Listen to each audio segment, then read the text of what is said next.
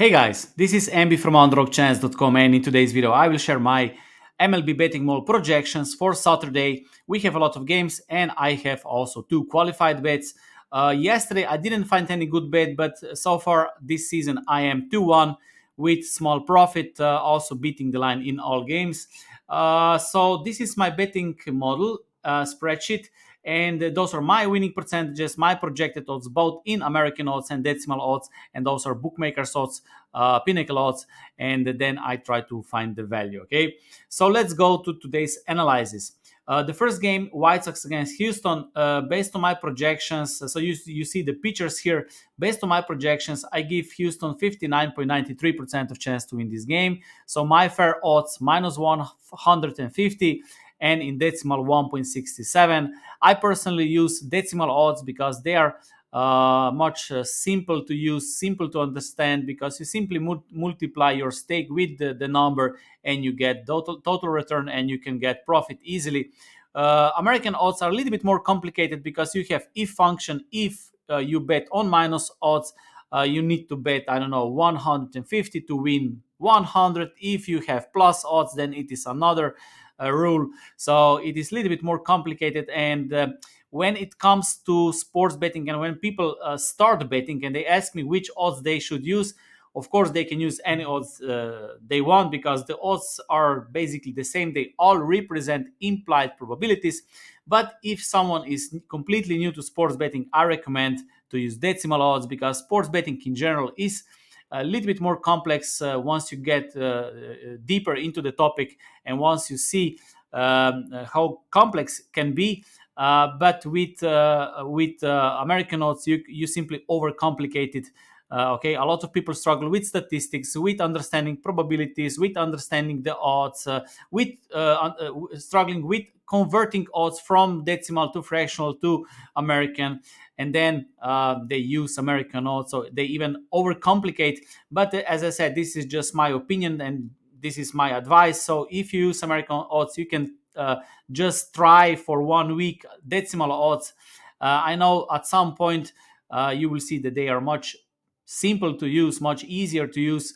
Of course, every start um, is not easy, but in the long run, you will see that decimal odds can be much easier. But as I said, this is not that important because all the odds represent implied probabilities. And if you are comfortable with American odds, I also show both American odds and decimal odds. Okay, so those are my projected odds, those are bookmakers odds, and this is not qualified bet because I have another filter, another criteria which shows me how much value there is, and I'm looking the number one. Okay, but I have, but based on my numbers, there is small value with Houston. Okay, so as you see, I would get more than I would expect. So if you can get a little bit better odds, if you play with some soft bookies who have different odds, who have, I don't know, a little bit better odds.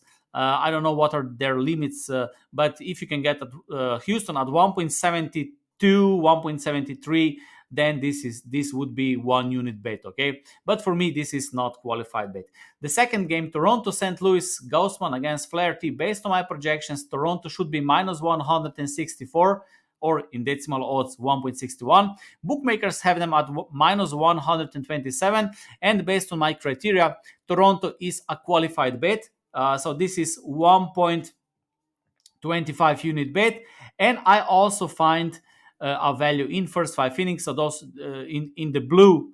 So I have blue cells here. As you see, this is analysis for first 5 innings, and Toronto is a qualified bet with the advantage from Toronto pitcher. So I have Toronto at 1.79, at 1.25 unit, and Toronto first 5 innings at 2 units plus zero. This means that if the game is tied after first half, then the money is returned. Okay, this is Asian handicap or spread or whatever you call it, but different bookmakers also use a little bit different definitions.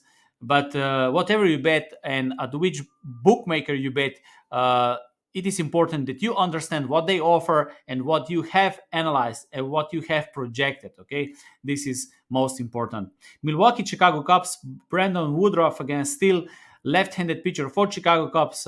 My betting model gives Milwaukee better chance, but my numbers and bookmakers numbers are the same. You can see the numbers here, and those are bookmakers numbers. San Francisco Giants against Yankees. Yankees will start with the pitcher, which is not qualified for my betting model because I don't have enough information to make an analysis, so I simply stay away. But if Yankees start with league average pitcher, they should have a better chance to win this game based on my projections, but also bookmakers have them as a small favorite.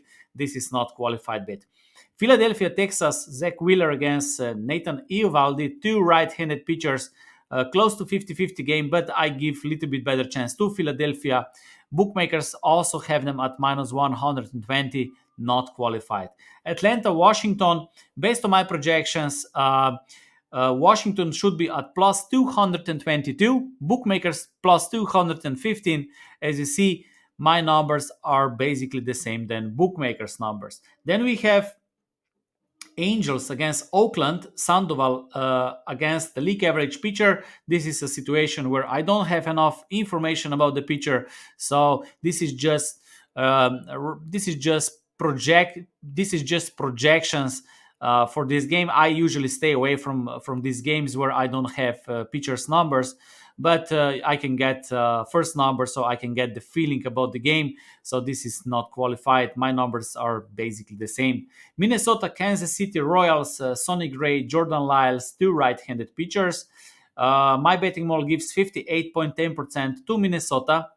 So my projected odds are minus 139, bookmakers minus 156.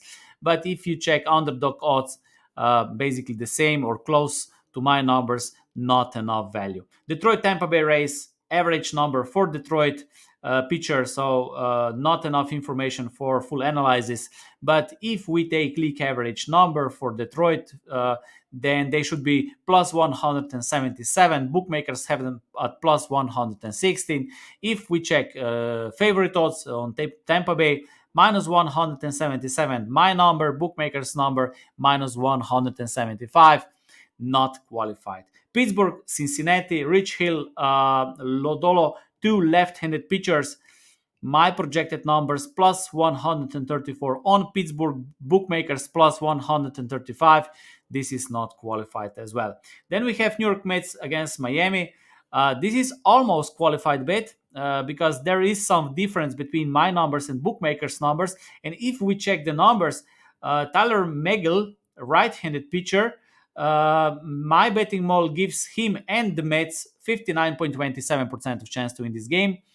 So my fair projected odds minus 146, bookmakers minus 123, and based on my value or criteria formula, it is 0.9, which is almost qualified bets on the Mets, but still not good enough. So if I can get Mets, I don't know, at 1.75 or a little bit better, then this could be potentially a value bet or qualified bet for me. Baltimore, Boston, then Kramer against Chris Sale. Chris Sale is not qualified yet, but he will be this season because I have minimum innings pitched criteria. So some pitchers must pitch a certain amount of innings in some period of time, and only then they are qualified for my betting model. And even with league average pitcher, Boston is not qualified bet here. As you see, my numbers and bookmakers numbers are the same. Then we have Colorado against San Diego. Colorado surprised San Diego in first two games. But in this game, I give San Diego Padres 69.15% of chance to win this game. My projected odds minus 224, but bookmakers also have the same number, minus 222. As you see, this is not qualified bet. Madison Bumgarner against Clayton Kershaw. Madison Bumgarner, my favorite pitcher, not from betting perspective, but as a, let's say, sports fan, when I was watching games in the past, I like to watch Madison Bumgarner. I don't watch any games anymore because I think this is completely waste of time. If you watch 4, 5, 6 hours of baseball, I think that you can spend this time much more wisely, improving your betting skills, improving your financial skills, personal development. You can, I don't know, a lot of things. And watching games don't bring any huge benefit to your betting results. I believe that many people who watch I'm pretty sure that a lot of people who watch games, they don't make any money, and there are people who simply crunch numbers, analyze games, and they do something else in their life and they make much more money. So it is all, at the end of the day, it is all about how you interpret your information into the numbers, and this is the language of statistics, right? So what happened on the field, this must be converted into the number. So if someone hits something, then this is the number. If something, I don't know, if there is bad weather, this also can be converted into the number somehow. I don't know, everything, at the end of the day, everything is about how you convert this into the numbers and how you find positive expected value, which is also the language of numbers. So it is not about watching games, okay? But as I said before, when I was still watching games and I had worse results, Madison Bumgarner was my favorite pitcher, especially when he was younger. But in this game, we don't have any qualified bet, okay? And the last game, Cleveland against Seattle, Aaron Civale against Logan Gilbert, two red-handed pitchers. Based on my projections, Cleveland should be small underdog. They are small underdog, but not qualified bet, okay?